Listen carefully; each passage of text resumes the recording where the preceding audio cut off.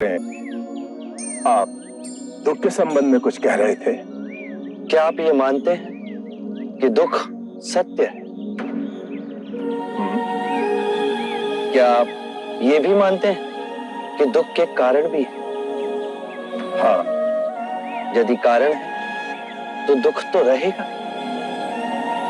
और यदि कारण ही समाप्त हो जाए तो दुख भी लुप्त हो जाएगा, जैसे सूर्य के प्रकाश से अंधेरा। आप सुनी सुनाई बातें नहीं कहते, अपने गहन अनुभव के आधार पर कहते हैं। आप धर्म और सिद्धांत की नहीं, देखी हुई बातें कहते हैं।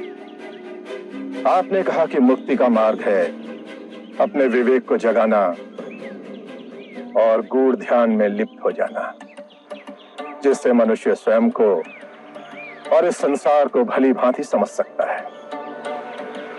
परंतु एक प्रश्न है, ये जो सारी विधियां हैं, रीतियां हैं, पूजा पाठ हैं, क्या ये सब व्यर्थ है?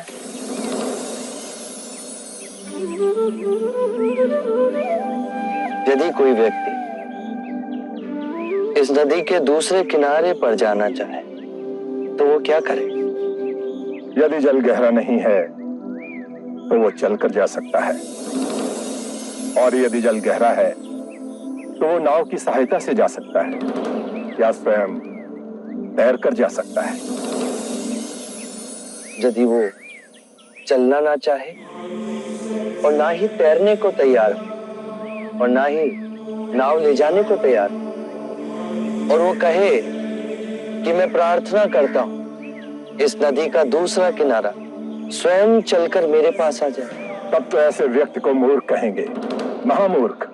इसी प्रकार यदि व्यक्ति अज्ञान और भ्रांति को अपने विवेक से मिटाएगा नहीं तो परम आनंद और मुक्ति के दूसरे छोर पे कैसे पहुंच पाएगा? चाहे वो पूजा करे या अनुष्ठान या व्रत करे या किसी नीति पर चले, वो इस किनारे ही रहेगा।